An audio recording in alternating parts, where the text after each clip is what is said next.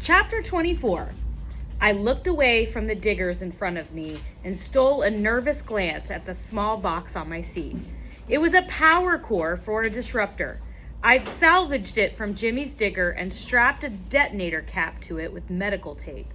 It looked like a horribly wrapped birthday present. I was going to use it to retaliate against the Landers, not because we were angry, although we were, but because we needed to show them that we were willing to fight even when we'd been fired at. The detonator wasn't powerful enough to do much damage on its own, but if I could throw this little bomb into the food silo, it would spoil all the food the Landers had stored. I reached over and touched the tape, being careful not to arm the cap. The box rocked a little and then settled onto the leather. I looked back up at the rear of Therese's digger. She had agreed to give digger driving a try after Jimmy's ordeal, and she was a natural. Finn was driving just ahead of her. Pavel was heading to the surface near the camp to keep watch. My radio crackled. "You're sure we'll have enough food if we do this?" Therese asked nervously. I sighed. "We've been over this point. Yes, if we ration even a little, we can last the blackout." Finn came on the radio. "And I'll bet this is exactly the sort of attack the Landers don't expect." "Yes," I said, and silently hoped. "All right, we're approaching the junction with the grinder cage.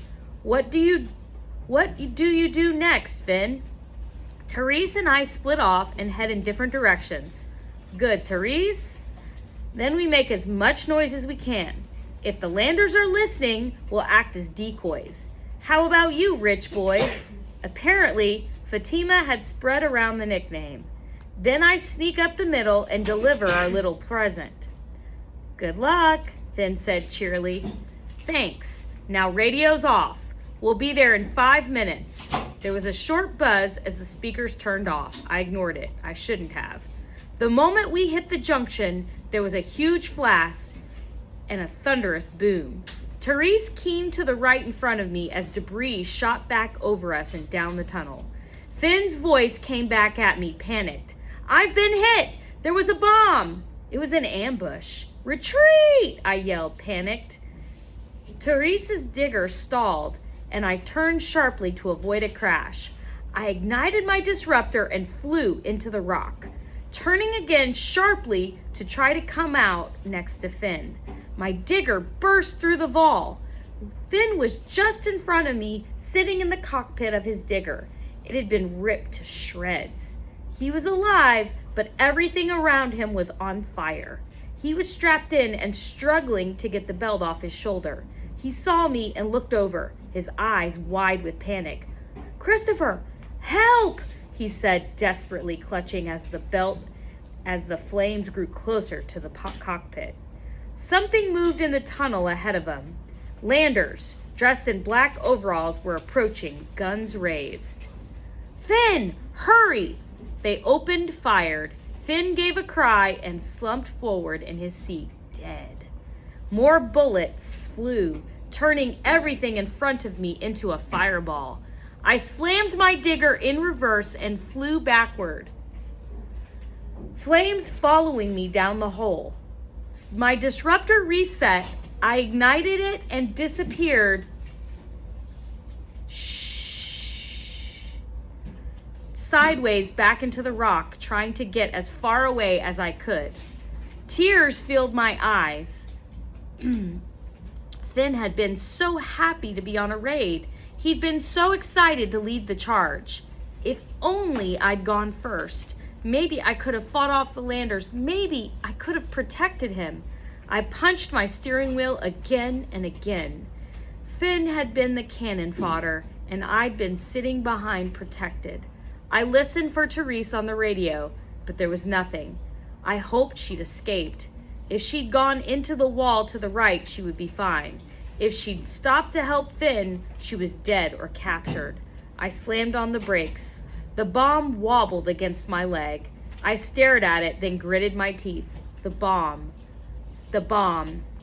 I gunned the engine, spun the steering wheel, and turned back. I broke through the wall only about 20 feet from the site of the ambush. My digger landed on the floor with a crash and a thud. I spun and angled my nose back toward the wreckage. I pressed the detonator on the bomb. Standing in a row, staring straight at me, was a row of landers. Each was wearing a gas mask. In a flash, it hit me. They knew. They knew about the radioactive bomb. They knew where we'd been hiding. They knew about our plan from start to finish. And now they were going to kill me. I was going to die. The detonator began to blink red. I opened my cockpit and stood up. I threw the bomb just as the lead lander raised his gun at me and prepared to fire. I landed it at his feet, but he stepped over it, advancing to get close enough for an accurate shot. I jumped back down, closed my hatch, and slammed the digger into drive. The digger hurtled toward the lead lander, who hesitated a second and sent his shot into the tunnel wall. Suddenly, there was a blast to our left, and Therese burst through the wall. She slammed into the lander, sending them flying like rag dolls. The detonator went off, filling the tunnel with fumes and smoke. Therese didn't stop, but drove right through the other wall, her disruptor slicing through at top speed. "Follow me!" Her voice crackled on the radio. My disruptor was off, but I could follow. I quickly swerved to face the hole. I gunned the engine and darted inside. Shots blasted the ceiling and the floor behind me, but they were firing blind, and I escaped undamaged. As we flew deeper and deeper into the core, my mind was racing. How could the landers have known the plan? They were clearly listening to our radios and had tracked us in the tunnel. The buzz I'd heard had been a blip from their tracking devices as they'd zeroed in on us. I flicked off my radio quickly. But how do they know what frequency to listen to? How do they know exactly which tunnel we'd be heading down? It wasn't just that the landmine had been in exactly the right place. It was also the fact that a group of armed landers had been waiting there, prepping for both diggers and radioactive bombs. That wasn't random chance or an incredibly lucky guess. And those weren't things we talked about on the radio, so how could they know? There were only two possibilities. One, they were able to listen in on our planning meetings and knew exactly what we were going to do, or two, someone had tipped them off. For a moment, I suspected Therese.